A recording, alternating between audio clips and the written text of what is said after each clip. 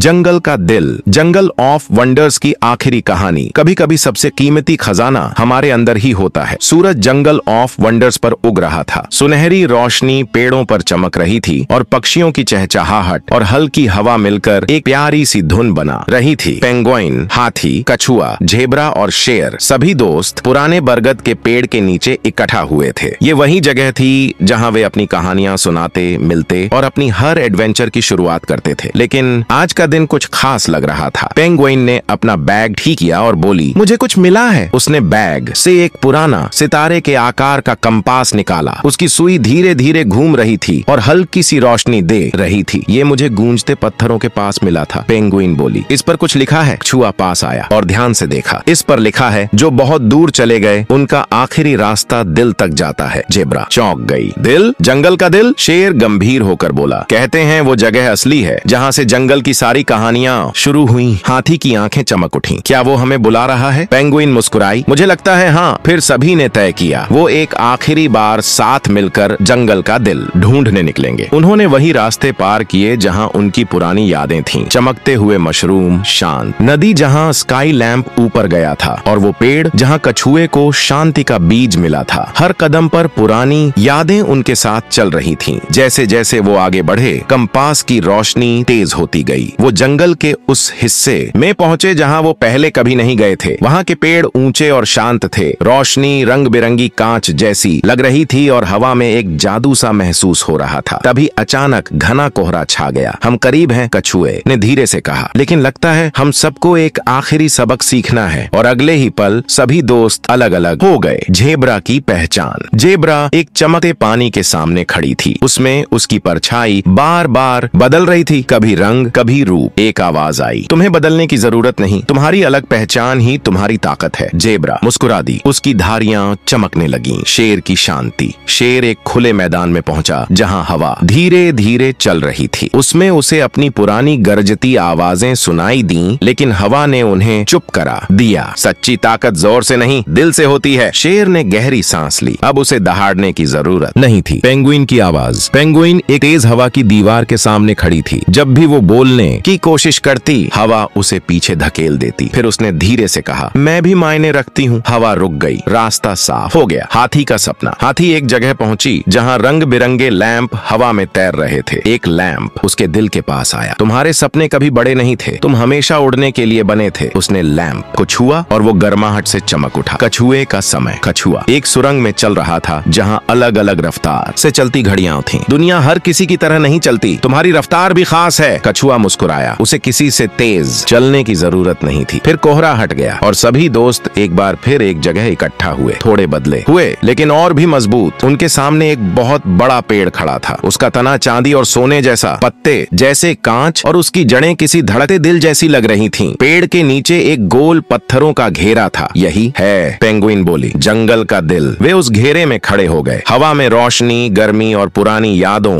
की गूंज फैल गई। उनकी पुरानी यात्राओं की आवाजें गूंजने लगीं। तुम ही उम्मीद की चिंगारी हो, तुम्हारी अच्छाई बहुत असर रखती है। धीमे चलना भी गहराई है। सपने उड़ने के लिए होते हैं, शांति से भी नेतृत्व होता है। पेड़ की रोशनी और तेज हुई और उसके बीच से एक चमकता हुआ गोला निकला। हर दोस्त आगे बढ़ा और वो गोला उनके रंगों से चमकने लगा। झेब्रा की धारियां, शेर का सुनहरा रंग, पेंगुइन की नीली छाया, कछुए का हरा और हाथी की चांदी जैसी चमक। उन्हें एहसास हुआ, असल जंगल का दिल तो वे खुद हैं। उनकी दोस्ती, उनके सपने और उनका साथ, यही असली जादू था। एक नरम सी आवाज आई, तुम दिल ढूंढने निकले थे, लेकिन वो तो हमेशा तुम्हारे साथ था। वो गोला ऊपर उड़ गया और उसमें से छोटे छोटे रोशनी के बीज निकले, जंगल में नई कहानियां बोने के लिए। पेंगुइन का कंपास अब घूमना बंद कर चुका था। उसकी सुई अब जंगल से बाहर दुनिया की ओर इशारा कर रही थी। शेर ने पूछा, क्या हमारी एडवेंचर्स अब खत्म हो गईं? कछुआ मुस्कुराया, नहीं, एडवेंचर्स कभी खत्म नहीं होती, वो बस नए तरीके से शुरू होती हैं। हाथी ने अपने सोंड में सबको थाम लिया। अब हम कहीं भी जाएं, ये जंगल हमारे दिल में रहेगा हमेशा। झेब्रा बोली। उस रात सभी दोस्त उस बड़े पेड़ के नीचे सितारों की चादर के नीचे बैठे थे। उनके दिलों में एक एक रोशनी चमक रही थी। और जैसे ही हवा चली, जंगल ने एक आखिरी संदेश भेजा। शुक्रिया बहादुर दोस्तों, कहानी अब भी चल रही है।